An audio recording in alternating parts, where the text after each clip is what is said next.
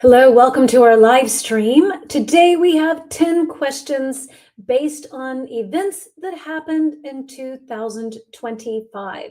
So this is kind of a year in review. We will talk about lots of different things that happened. I have extra information that we will be able to talk about. I would love to have you share with me things that you learned about this year or about these different topics. So I'm Jen from English with Jen 123. I can pop up my YouTube handle in case you don't already follow me. It's right here. It's real easy.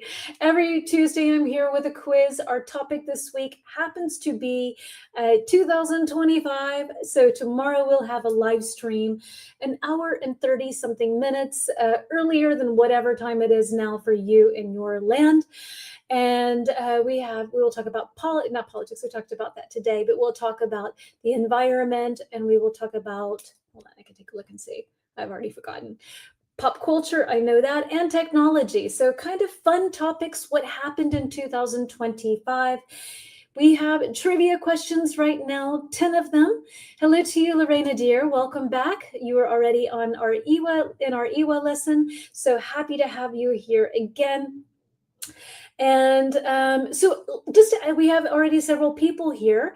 And what do you think, which events do you think will be part of my 2025 quiz?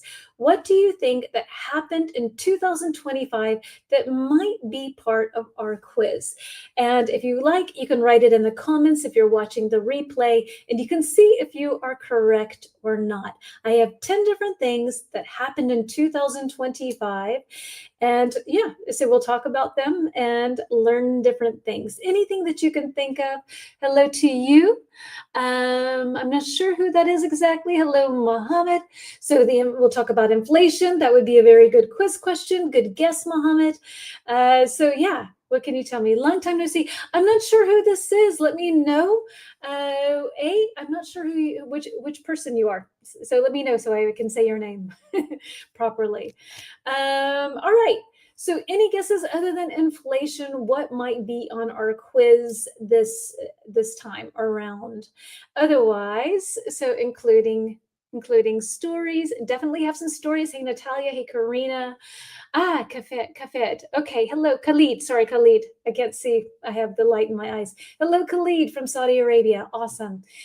Karina and Natalia. So hello, everyone, including stories. I have lots of extra information. Let's just go ahead and hop into it. I really had fun putting together this quiz. We will definitely learn a lot together. It will be a nice reminder. So many things where I'm like, oh yeah, that happened.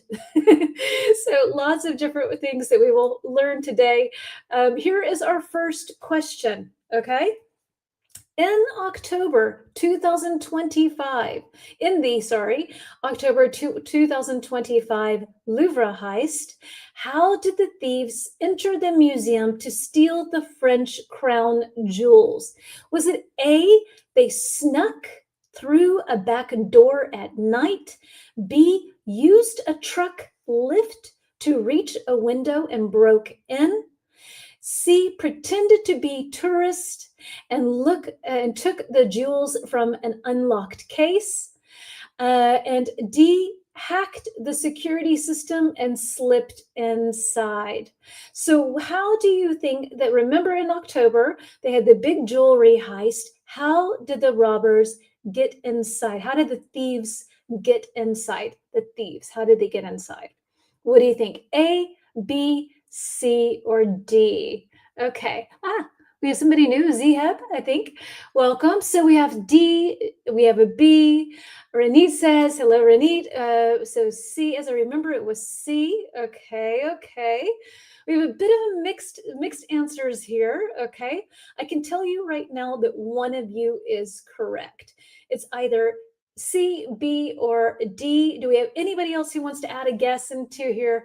Okay, Mohammed, you're saying B or C. All right. And if you want to add anything that you remember about this news story, you're more than welcome to do so. Like I always say, it's an excellent opportunity for you to practice your English.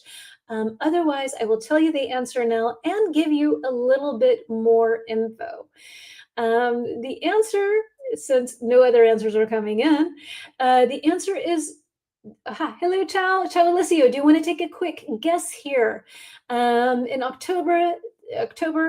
the October 2025 Louvre heist, how did the thieves enter the museum to steal the French crown jewels? Natalia's going with D. Alessio, you get a shot at it. A, snuck in through the back door at night. B, used a truck lift to reach a window and broke in. C, pretended to be tourist and took the jewels from an unlocked case. And D, hacked the security system and slipped right in. So those are our answer, or those are our possible answers. And the actual correct answer is B. They used a truck lift to reach a window and then they broke in. If I remember, it was B. Exactly. You remembered well. Absolutely. Ding, ding, ding. They used a truck lift to reach a window and broke in. And here's a little bit of extra info. If you want to add anything, you're more than welcome to do so. But here is something else to add to the story. In October 2025, a gang of thieves dressed as workers with bright vests and power tools broke into the Louvre Museum in broad daylight. So right in the middle of daylight on a Sunday, they stole $102 million worth of jewelry, including a tiara and brooch from Empress Eugenie, that's the wife of Napoleon III, and an emerald necklace and earrings from Empress Marie Louise. The heist was partly possible because, this is crazy, you have to listen to this. This is so good. The heist was partly possible because, according to a museum employee, the password at the museum's for the museum's video cameras was simply Louvre. They had the most basic password ever. The thieves escaped quickly on electric scooters. By late November, 4 men from the gang had been arrested, but the stolen jewels had not been recovered.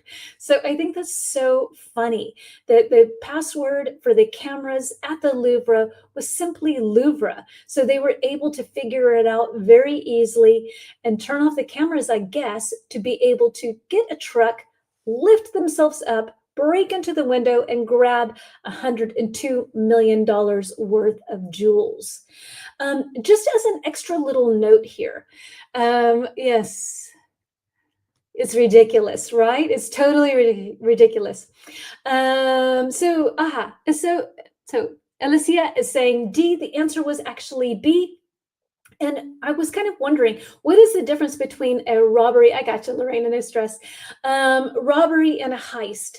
And a robbery is more physical. And it's using somebody face to face, and a heist is more carefully planned, like you have with the Ocean 11 films. Those are heists where you have a lot of background. There was also the Spanish one that everybody loved. What was it, the Money Heist or the Money something? Where it was big during 2020. But that's when you have something that's carefully planned, often very clever, and they go for things that are really valuable, like art and jewels. So that's the difference between a robbery and a heist. So let's move on to our next point for 2025. A lot of these are sort of centered on the United States. I hope that that's okay. Let me scroll down and remove this one, and let's go for number 2. And if you have anything to add to the story at the Louvre, you're more than welcome to. So this was a heist, exactly. Carefully planned. They stole really expensive things. They tried not to come into contact with other people. So this was a heist, exactly. So let's see, number 2. Another one, but this time we're heading to the United States. Let's see if that's going to pop up. Boop, there we go. All right. So what historic first did Zoran Mamdani achieve when he was elected mayor of New York City in 2025? A, he became the first non-American citizen to be mayor of New York City. B, he became the oldest person ever elected mayor. C, he became mayor without campaigning at all. So he didn't have to go out and try to get votes. He just said, I'm running, and people are like, cool, vote. D, he became the city's first Muslim and first South Asian mayor. Which of these do you think is true? And if you know anything about Zoran Mamdani, please go ahead and let me know. So, okay, Mom is going with A. All right. So he became the first non-American citizen to be mayor of New York. Any other guesses? Lorena's going with D. Okay, which is he became the city's first Muslim and first South Asian mayor. You're changing your answer to BD. Okay. So all right. So D. Okay, D. All right. So the answer is D. He became the city's first Muslim and first South Asian mayor. So that's it. Exactly, Alessio. Do you know anything about him? I can tell you a little bit about what's interesting about him. I'll tell you a couple of things. And if you have anything to add, this is your time to shine. Please do so. But he was elected mayor in New York City in 2025. He became the first Muslim mayor in New York City and the first South Asian mayor of South Asian heritage. At age 34, he was the youngest. Hello to you, Walid. He's a rapper. I have no idea about that. I don't know. But at age 34, he's the youngest person to become a mayor of New York City in over 100 years. His campaign focused on affordability issues, including free city buses. Sounds pretty cool. Universal childcare. So that means that you can be able to afford to put your children into daycare so you can work if you want to. And rent freezes. So the prices of rent cannot go up. So they're frozen, they stay where they are. And this made him extremely popular among many different people in the city. His victory energized young and first-time voters. Hello, Farhad. The answer is actually D, just so you know. He is a democratic socialist and ran on a progressive platform, which had a lot of people who were kind of against that and for that. So yeah, it sparked a lot of controversy because of identity and politics and the future of urban governance, because he had a lot of very new ideas that people either loved or hated. But evidently enough people loved him that they decided, this is our way to go. Let's try something new. All right, moving on to number 3, and we're moving on to a thing that I found very shocking this year. So yes, Corinne, exactly. It was D. The answer is D. Let me try to grab our next slide. We need a slide number 3. Okay, let's see. So slide number 3, question number 3, we have, was Jimmy Kimmel's late night show, why was Jimmy Kimmel's late night show temporarily suspended in 2025? Was it A, he said offensive, so unkind and sort of disturbing things about the reaction to Charlie Kirk's death? Was it B, he refused to do the show without a live audience? Was it C, he accidentally shared a government secret?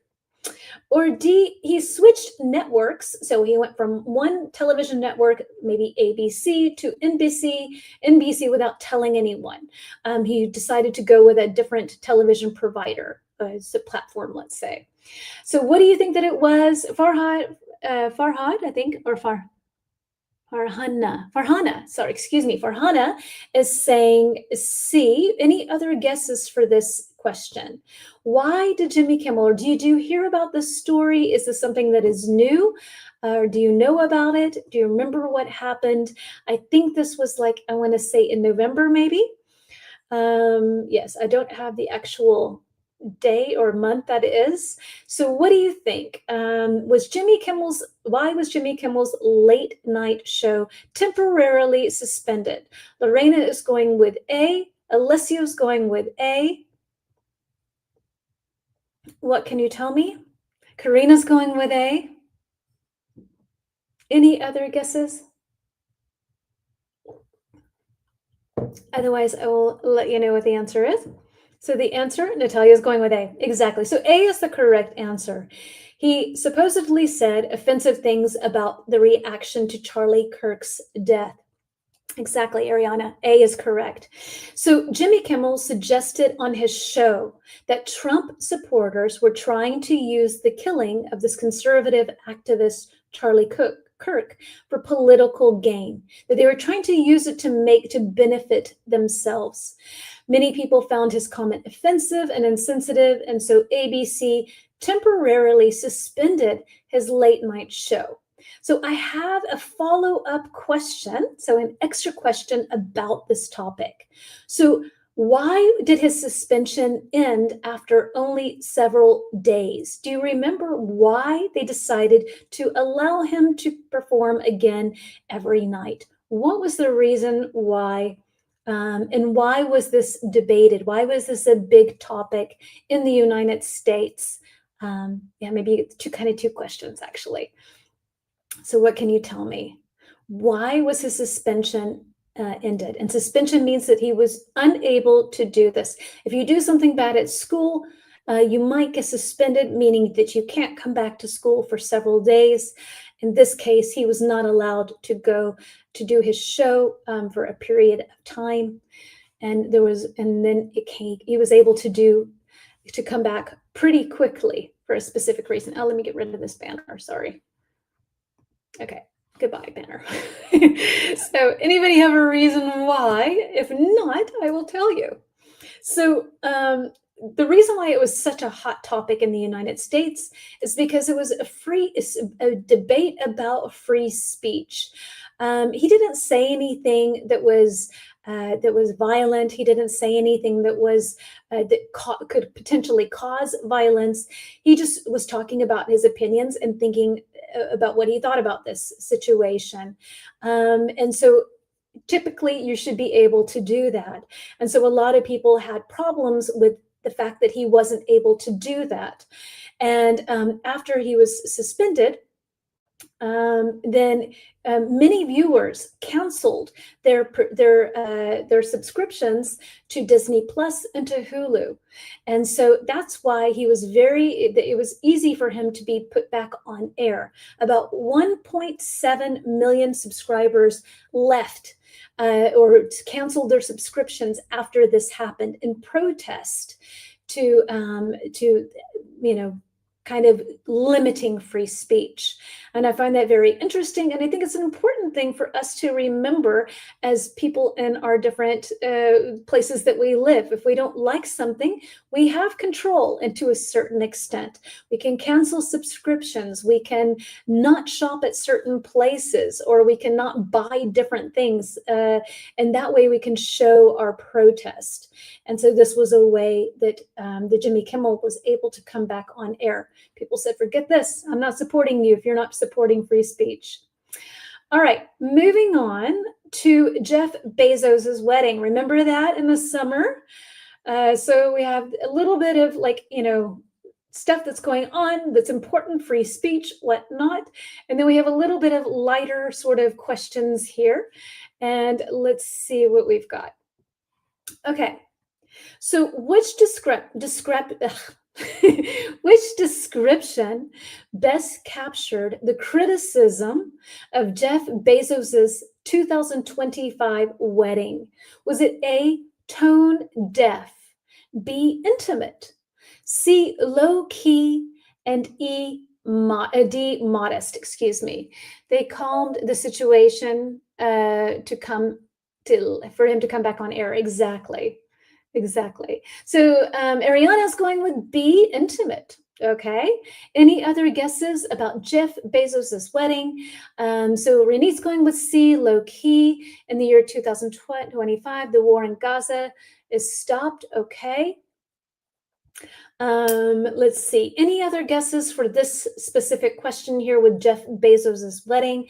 We have a lot of nice vocab words here. Tone deaf, intimate, low key, and modest. And we'll go through those in a minute. Maybe they are not clear.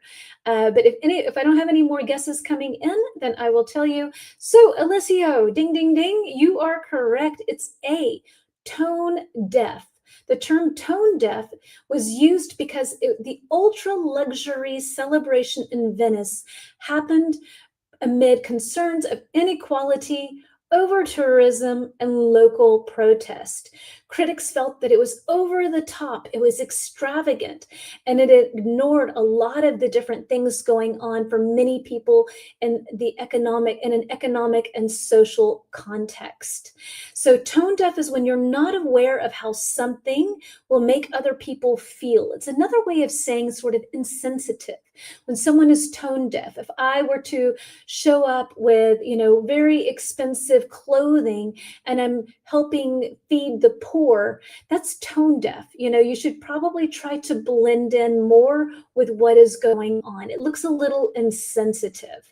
The word intimate is small, private, and personal. And that was definitely not Jeff Bezos's wedding. Someone who has a wedding with just the immediate family members, a small group of people, that's then maybe intimate. And then low key is quiet, simple, and not flashy. In Italian language, we say, furio lugo. Luogo, I'm going to say. I don't know. Okay. Is that tone deaf in English? What does furio and luogo mean? Please help me out here. So low key, like I said, is modest and simple and not flashy. And modest is not showing off. Tone deaf is insensitive. Absolutely. If somebody does something that is tone deaf, it's in a way that's just being insensitive to someone else. That comment that he said was tone deaf. It just was insensitive, inappropriate, not really reading the room. We had as a nice idiom several weeks ago. If you can read the room, then you can react properly. It means tone deaf. Okay. All right. And is it a literal translation or does it mean different words, Alessio? Yeah. So in modest, not showing off, something simple, not excessive. So the best word to fit Jeff Bezos's wedding in this case is tone deaf. And you will hear a lot in slang these days. You'll hear younger people say low key. And low key is simple and not flashy. This is the old school kind of definition for this. The wedding was low key and private.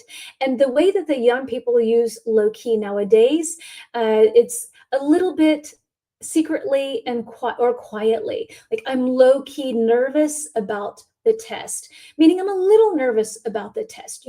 If you listen to native speakers or people who have good slang and English that are younger, the younger generations, they'll use low key as a little bit. I thought I would throw that in. A little slang never hurts. I don't use it. It feels weird to me because I'm just too old, but inappropriate, indifferent about other people's lives. Exactly. So insensitive, tone deaf, just not reading the room. Those are ways that you can say when someone is just not kind of getting the way that they should probably behave in this proper situation. So we are moving on now to the Pope. That was a big event in 2025, right? We have a new Pope. And so why was the election of the new Pope in 2025 considered to be historic? Was it A, he was the youngest Pope ever elected? B, he was the first Pope from the United States? C, he chose not to live in the Vatican? Or D, he was elected in a fully online conclave. And many of you might have seen the movie Conclave. So it was kind of interesting to sort of see how everything happened after having watched that movie, Conclave. I can't remember who was the actors in it, but big guys, big people. Anyway, so Renate is going with A. He was the youngest pope ever elected. Lorena's going with B. He was from the United States. Any other guesses that you've got for me here? With what was so historic about this pope, Pope Leo the 16th? So there's been 15 or 14th, excuse me, Pope Leo the 14th. I have to read my Roman numerals better. The 14th. What can you tell me? So he is an American and Peruvian heart. Okay. On the other hand, many people said, why not? He brought a lot of money. He brought a lot of money in Italy. Okay. He did. Okay. How did he do that? I'm actually curious. I have no idea. So the answer is B, he was the first pope from the United States. And so, sort of some facts about him. He lives in Vatican City. He was born in Chicago in 1955. He worked as a missionary and bishop in Peru. Thank you, Karina. And became a Peruvian citizen. So I guess he has dual citizenship. He's Peruvian and he's American. So I guess actually, maybe the first Peruvian pope. I don't know. So kind of both. He helped appoint bishops worldwide as prefect, and I have no idea what this means. I won't read this anymore. He's seen as a moderate, focused on uniting different groups in the church, which, in my opinion, doesn't sound like a bad thing. Eliseo means Jeff Bezos.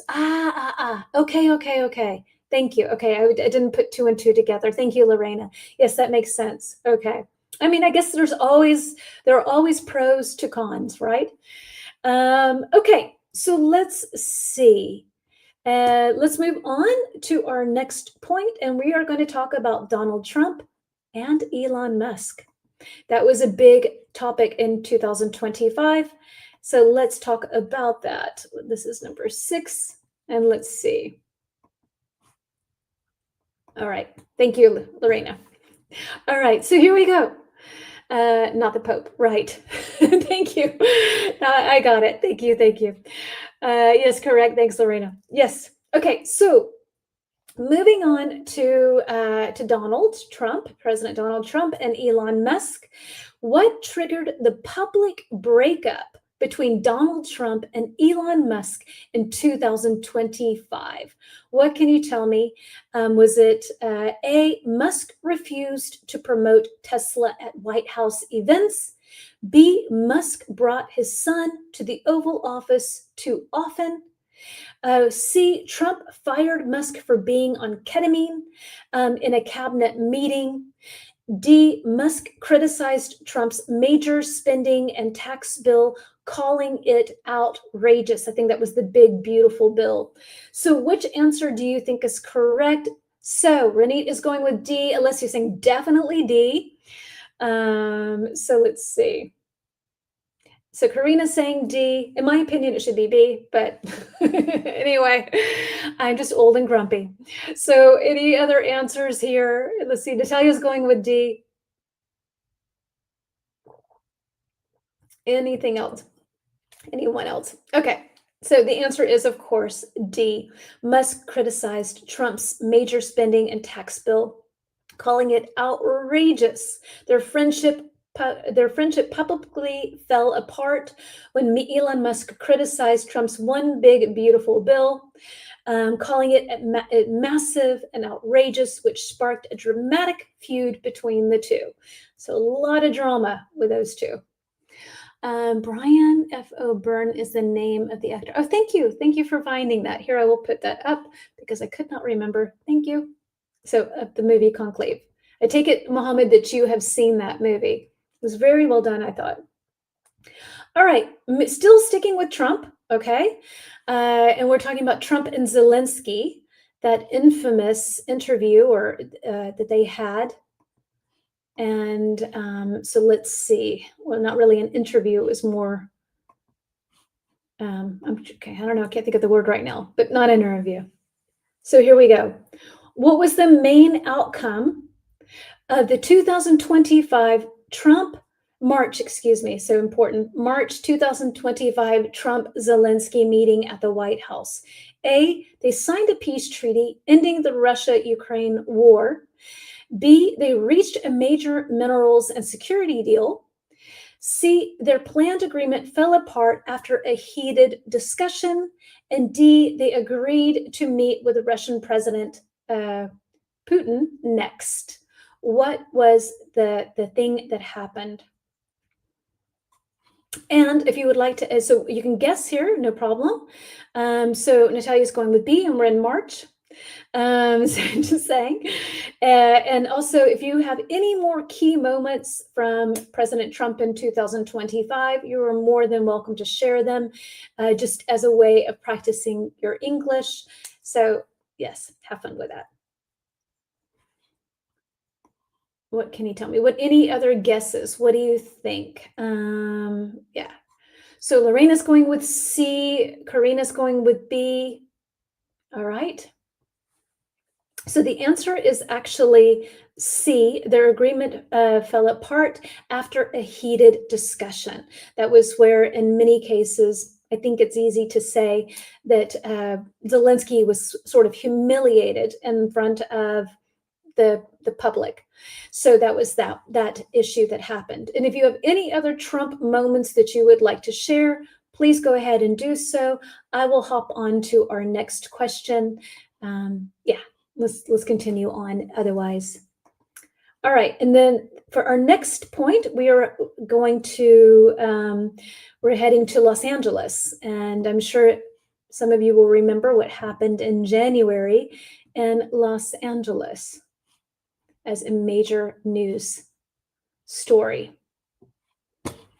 So, approximately how many homes and buildings were destroyed in the 2025 Los Angeles wildfires?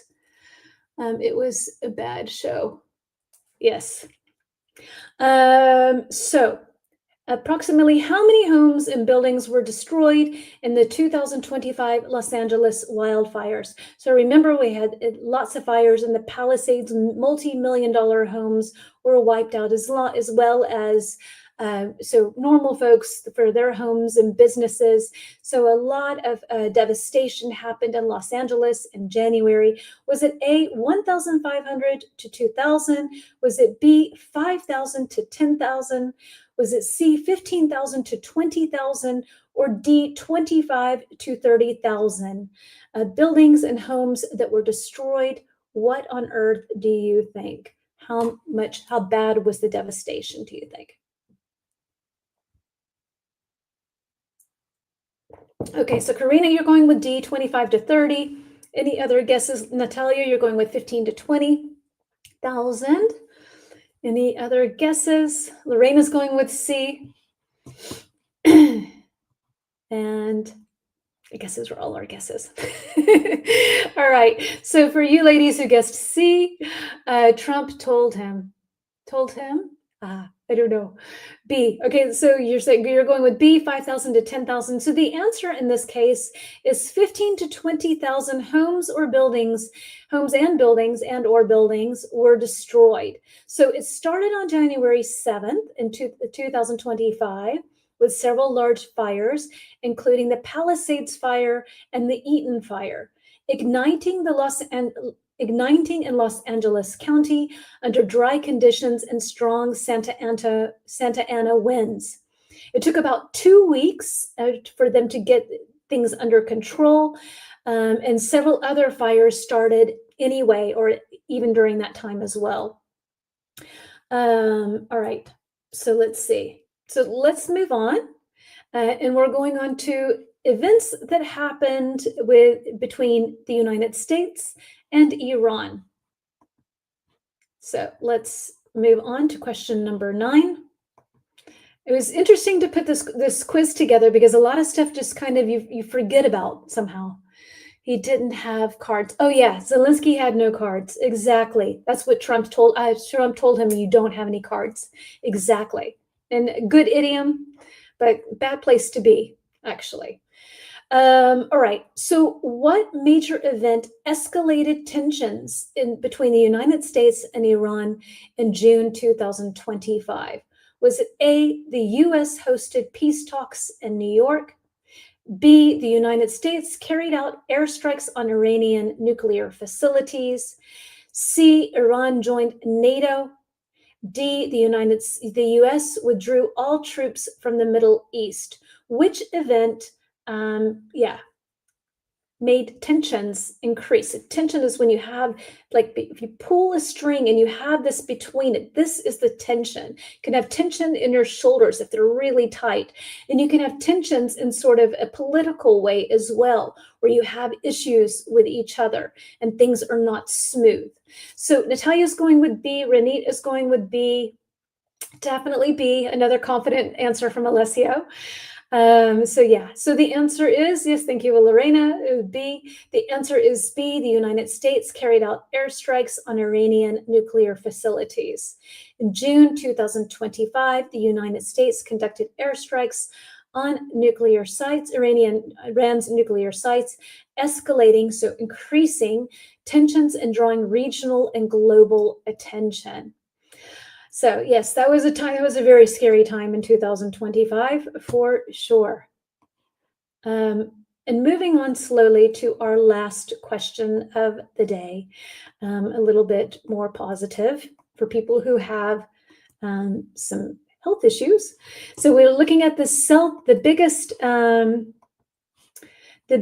health and science breakthrough of 2025.